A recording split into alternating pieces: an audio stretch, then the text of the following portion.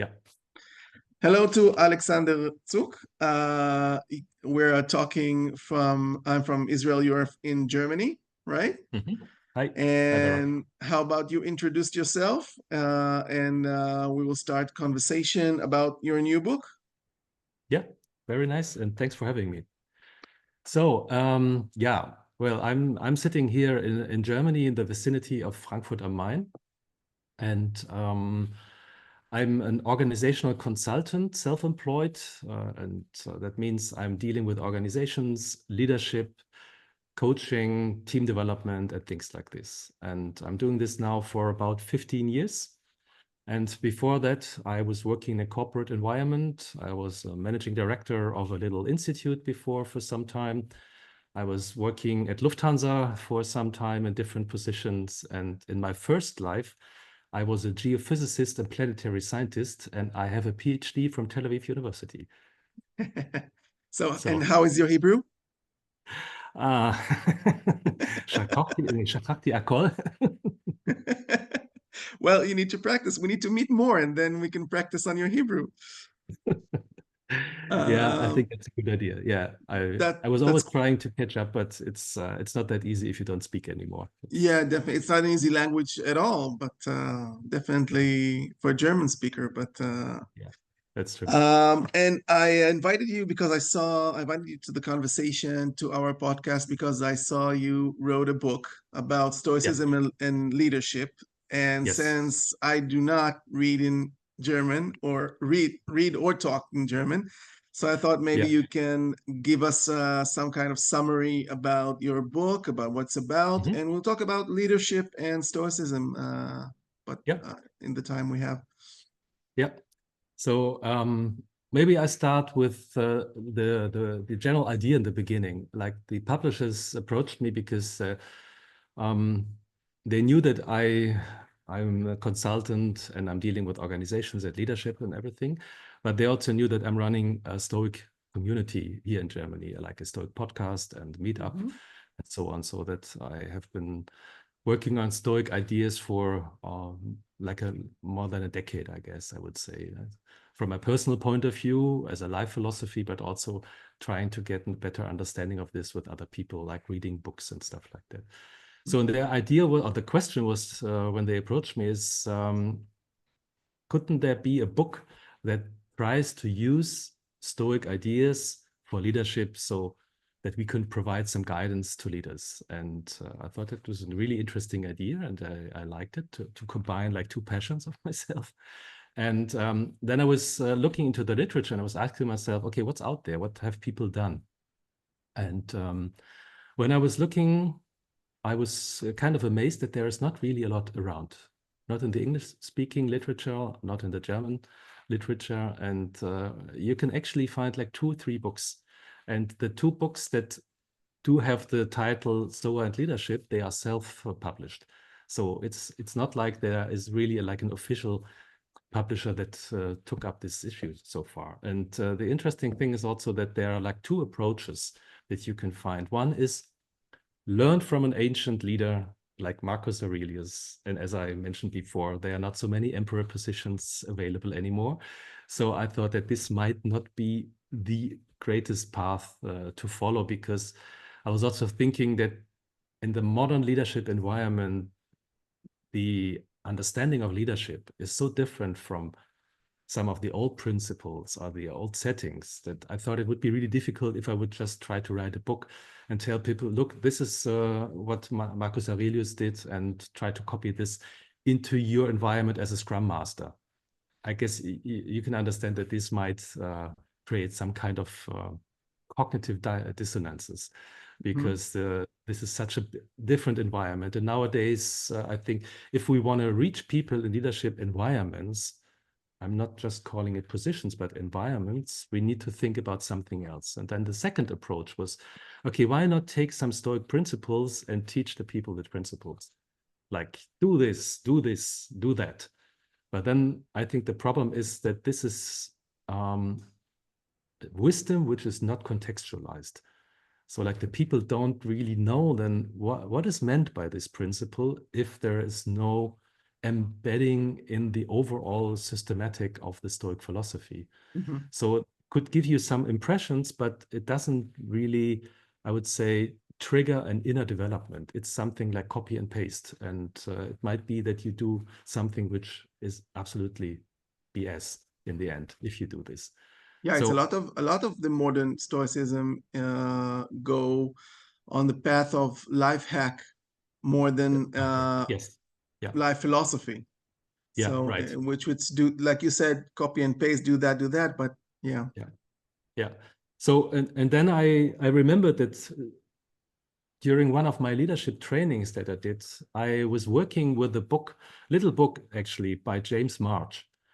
And James March is a kind of well-known organizational theorist, was working in the 80s, 90s, very well known. And he had a very interesting take on leadership from my point of view, because his basic starting point was that he said, look, the challenges that you are faced with in leadership are actually identical to the challenges and problems in life.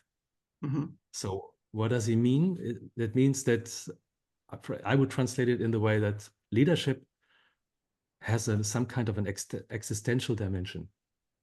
So that it's not just a methodological and technical issue.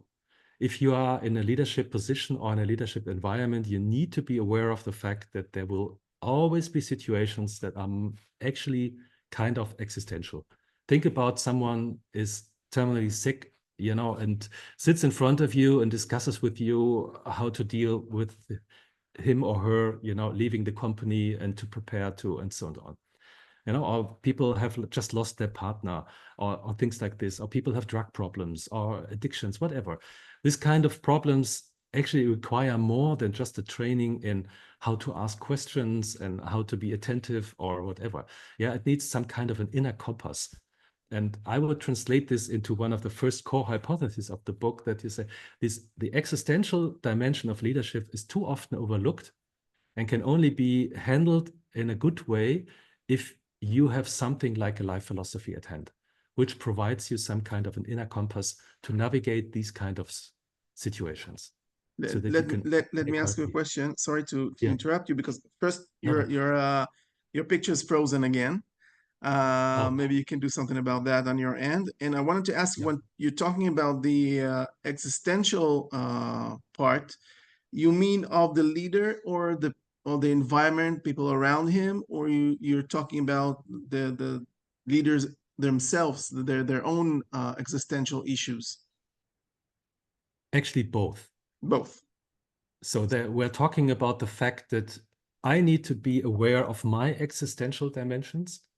What does this do to myself when I'm dealing with these situations? And I need to be able to deal with the existential dimensions of the situation of the person that is sitting in front of me.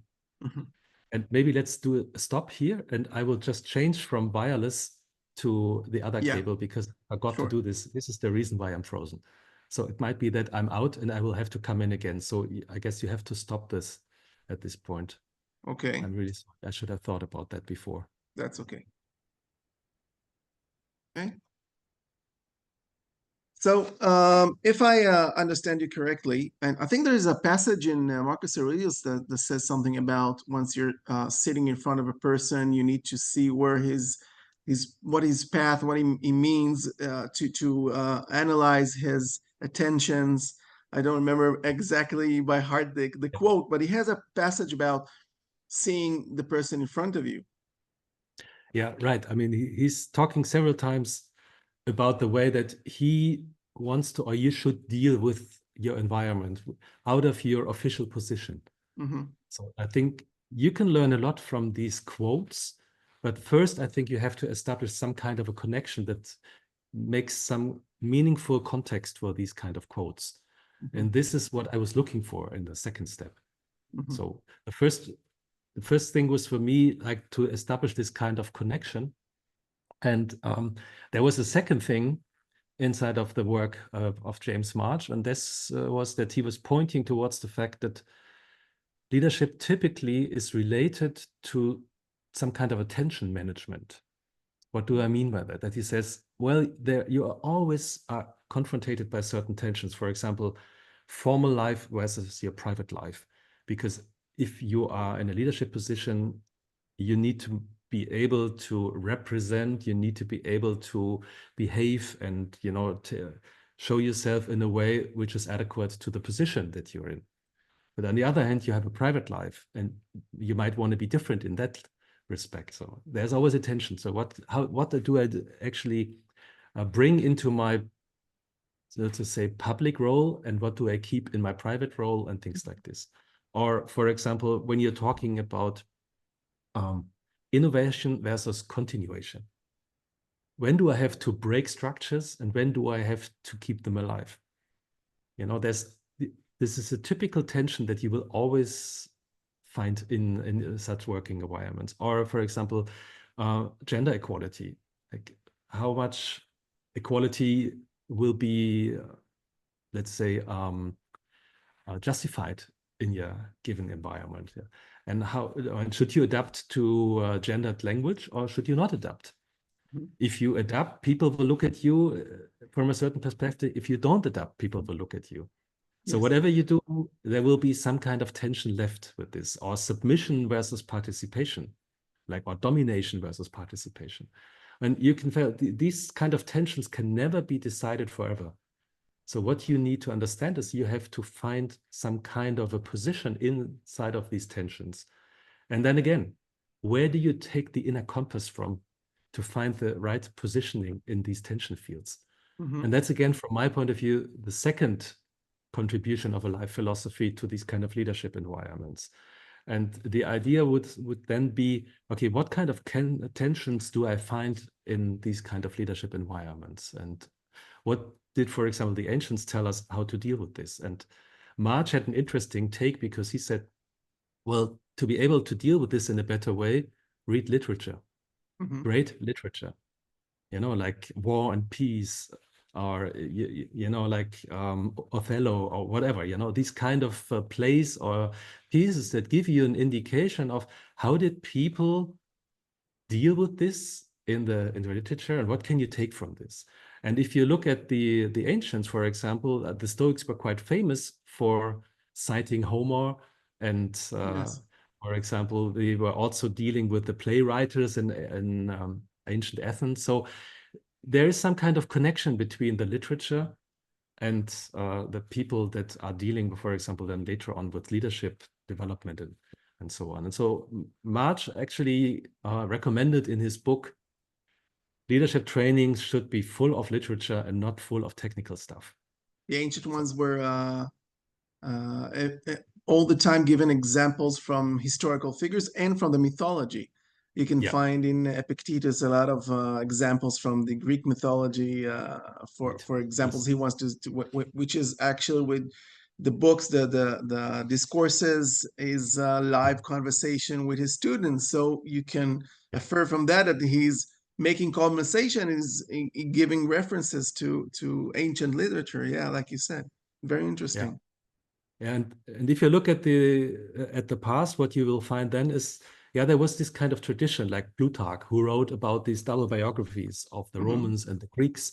So that was all meant, from my understanding, for the younger people that will be joining the elite to get some kind of idea, like what can you copy, what should you avoid, and things like this. And I would claim that life philosophy, like the tradition in the Hellenistic period, is some kind of a systematization of this kind of effort. Instead of reading the literature, try to systematize the human condition in the framework of this kind of life philosophy. So that's why I think you can, you know, follow March's claim by shifting it a little bit from literature to a life philosophy of the Hellenistic design. Very interesting. That's the kind of idea behind my book, and then I will follow in two parts. First, development of a picture of leadership that allows you to understand leadership as attention management, following this general idea that March came up with. And the second part is try to develop some kind of idea of a personal identity development scheme taken from the Stoic literature and from the Stoic philosophy. And that there's a surprising element in this kind of development, which I can elaborate a little bit more on, but I have been talking for so long, maybe I should stop and give you the opportunity to ask more questions. No, it's very interesting. So what came to mind for me is you're talking about leadership, but is it something that you can take to everyday life for people who are not in a position of leadership in workplace or public figures? Because once you speak about the tension between your private life and your position, I think it's a different dimension with you coming to everyday life when you're not in a public position. Yeah. Yeah, I would say these kind of tensions are actually applicable to everybody. But if you're in a leadership position, it's more like focused like through these kind of burning glasses, like through a lens. Then it's extremely important that you are able to deal with these kind of tensions, because you're not only responsible for yourself, but you carry a lot of responsibility for a lot of other people, for the environment that the people live in, work in, and so on. And that's why I think it's so important that leaders actually take up this challenge and task to deal with this. And maybe one sidetrack, the second part of the book, which leads to this kind of Stoic ideas about personal development. Well, I start this part with introduction and some reflection on Socrates, because the Stoics were very fond of Socrates. Yes. And I think they are very close to him when it comes to some basic ideas. And then I'm analyzing the Plato's dialogue as Alcibiades, or Alcibiades in English. And I was really, really amazed when I was reading it again and I was looking at it, because like he's absolutely talking about these kind of tensions in this dialogue. And he's talking about the fact that if you don't have let's say a life philosophy that helps you to stabilize your ego, you will not be able to lead other people. That is a very strong point. Very strong point.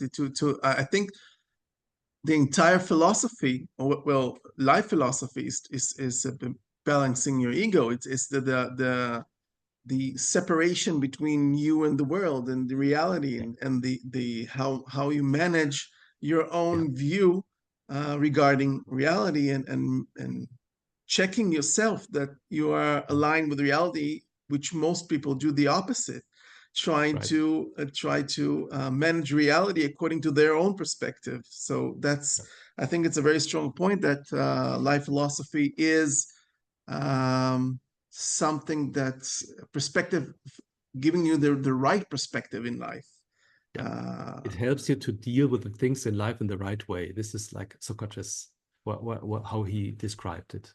And I was really amazed, and also I really had to laugh when I read the dialogue again, because Alcibiades, I mean, he's like the prototype of these young hotshots, like good looking, very talented, maybe brought up in a very good family and stuff like that. And they think at 18, 19, 20, the only thing is missing is the position to rule the world. And the funny thing is how Socrates picks up this guy and, like brings him into a conversation and asks him, so I heard you want to be one of the leaders in the convention of the Athenians. He said, yes. Ah, interesting. So what did you learn that the Athenians might profit from? And then he says, like, well, from my understanding, you learned how to play the sitar, and you learned how to write, and you learned about grammar, and you learned about something else. And he asked, so these are the things that the Athenians will profit from. And he was like, okay, you might be right, maybe, but never mind. There are some other things that might be important. So then he drags him into this kind of reflection in this typical way of talking about these things in a Socratic dialogue. And I mean, the whole dialogue ends with Alcibiades being actually completely lost in understanding. I don't have the basic qualification to do this. Yeah, And, I think, well, just for our audience, Alcibiades was a student of Socrates. There's a part when Socrates tells him that he's married to his stupidity, since to his ignorance, actually. And yes. history teaches us that this person, Alcibiades, convinced the Athenians to fight in Sicily. They lost, which made them weak. And then they lost to the Spartans, and Alcibiades defected and moved to Sparta, got some kind of shelter in Sparta. And there he cheated on the king that gave him a shelter with his wife, flee, and went to the Persians and tried to help the Persians. So his ego was something that, like you said, was really not in check. It was something that he followed his ego.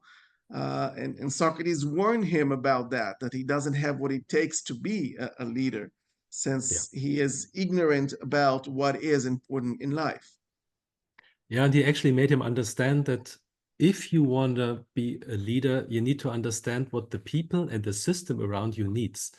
And he tells them, well, the basic decisions that need to be taken, for example, are the ones about war and peace. And other stuff. And he asked him, what do you need to help people in these decisions? And he said, well, you need to understand justice. So what does it mean to understand justice? And in the end, he works towards the fact that you need to be capable of being internally virtuous. That means to be practically wise, to be moderate, to be just, and to be courageous. And otherwise, if you don't have this, you will not be able to come to be up to the task at hand. And that is what I think is very nicely captured in this dialogue by Plato. And this is like a starting point then to try to understand what was the Stoic answer to this.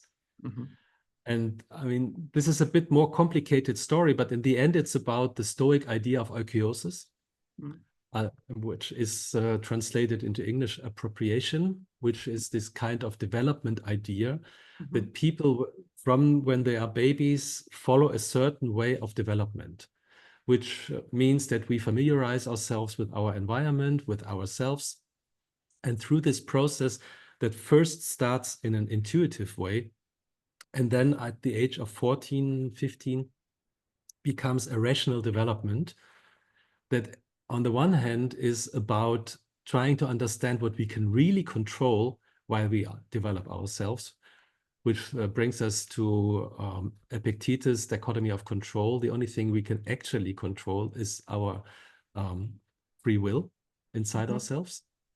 And the second aspect is that we are always embedded in an environment and following, for example, like Stoic principles like sympatheia, that everything is connected and we are made for each other, which means, like, for example, following the principles of Hierocles, like the circles of Hierocles, that we step by step have to widen our horizon to be, a fitting part in this cosmos. So, and the interesting thing is, if you look at the development path that the Stoics describe, and there is one interesting source in Cicero, where he describes certain stages. And if you look at these stages, what he's talking about is like the first stage in the rational maturation is that you are dealing with your inner impulses. And there are natural impulses, like you are hungry and you are thirsty and you want this and you want that. And then these impulses might be tweaked so they become non-natural, so that you eat too much, you drink too much, you do some nonsense stuff and so on. So, and the next development stage after that would be that he calls it that you are dealing with yourself cum officium.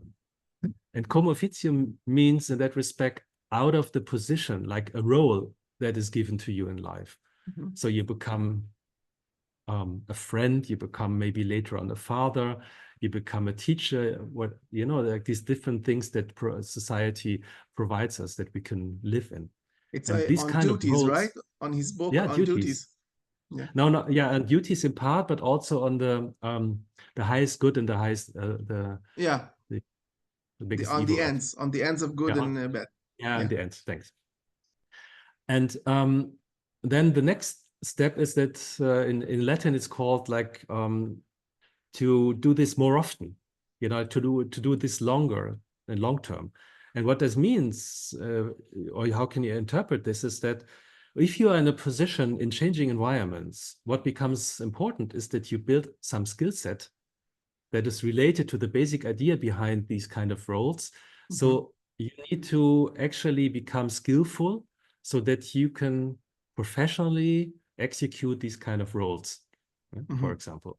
And the next step is to be, it's called in Latin again, like up to the most continuous way to do this. And then you can ask yourself, okay, how can I actually be capable in changing environments to do this in a very long-term perspective? And the idea would be, well, I need to balance the requirements of a role, and I need to balance this with the skill set that I have. And how do we do this? Typically by setting goals, because goals do balance these two aspects inside of ourselves. So this becomes like a triangle. Yeah, there is this kind of role requirement on us from the outside. There is our inner skill set, and the balance between is the goals that we find. And whenever there is a good, let's say, relationship between the three, there is something inside of ourselves which we could call harmony or coherence. And the Stoic term for this would be homologia. And this homologia can be separated into an inner homologia and also an homologia with the environment. I understand. So if you take this is like a concept of a person with the different aspects. So that is the Stoic picture. You're speaking of picture froze again, and we have 5-7 minutes more, and I would like to ask you what kind of maybe since we're talking about life philosophy, what do you find is, oh, here you are again. What do you find is the most helpful Stoic idea to leaders, to managers, or in public life? What do you think is the most important quality to possess in a leader? Well, I think the Or basic. excuse me, or maybe what is like you said right now, you need to make it out of a habit for yourself. So yeah, what is the quality that you would make sure that is the strongest to make a habit of in order to be a good leader? Well, I think you know, the idea behind the Stoic picture of a person that I described before, that comes out of the archaeosis picture, which is also similar to the idea of the four persona that was set up by Panaitios, is that if you follow this idea, what it tells you is whatever you do, you need to make sure that the inner coherence will be still in place after you have executed your action, plus that you contribute to an outer coherence too, because you're, you know, surrounded by external systems, like, for example, a team or an organization, or even, you know, like if you are sitting there with an employee and you're having a conversation, like, what is the performance of this? You know, like in the end, it's about what does contribute to the coherence of these settings. And for that, there is some kind of a checklist that the Stoics provide us. For example, I mean, is it practically wise to do what you want to do? Is it moderate to do what you want to do? Is it just to do what you want to do? Is it courageous to do what you do? You could also ask if it's virtuous, it's also beautiful. And there's an aesthetic perspective to this. So does it add to the beauty of the environment and of the interaction of the people if you implement certain things? You know, and you can, you know, like extend this kind of list, but it all depends on this core idea of homologia. If it doesn't increase the homologia inside of you and inside of in the environment that you're acting in, most probably it's not a good virtuous action that you're looking for. And to enable you to do this in a better way, it might be helpful to follow certain Stoic ideas, for example, like Stoic attention, that you are actually connected to the dynamics of your inner free will. Because typically we just follow what the inner free will is doing with us. Yes. Yeah, it's not that we are in control of it. Our attention goes here and then it goes there and we do this and that. And afterwards we focus, why did I do this? You know, and the Stoics tell us, stay closer to what you're doing and slow it down and ask yourself, do I really want to do this? You know, and this is related to a second Stoic idea. Always have this kind of Stoic role model with you, like someone sitting on your shoulder and commenting what you're doing. Yeah, keep on doing, then it will be really crappy. Or maybe it might be a good idea to slow down a little bit so that you have a chance to think about it. Yeah, like Socrates' demon. Yeah, right. And the third aspect would be what the Stoics call eleuteria, the inner freedom. If you are in a leadership position, ask yourself, are you really free inside? Or are you connected to some, you know, like, I really, really need to keep this position. I really, really need to get this raise. I really, really, really need to get this promotion. If you do this, you are not free inside. And if you're not free, you most probably will not be able to contribute to the environment in the way that it is necessary to contribute, because the team needs you in a certain way, but you are distracted because you're on a career path. Yes. You know, these kind of ideas. And last but not least, you could also think about the Stoic disciplines. For example, when you think about Epictetus' 3 disciplines, question your assent. What do you actually assent to? What do you not assent to, and why? You know, the desire. Have you actually thought about why you desire certain things, and what is the desire that you actually want to allow yourself or not? And justice. What is it that people are actually, what do they deserve in your environment? Yeah? Often you see that people are thinking too much about themselves, but not enough about what other people in their environment deserve. Yes. You know, like appreciation or time, support, whatever. And maybe the last issue might be the idea of the Stoic cosmopolis, of the Stoic sages, because there's a nice description of how would the Stoic sages deal with each other in the cosmopolis. And I think I really, really like this description because it's based on friendship.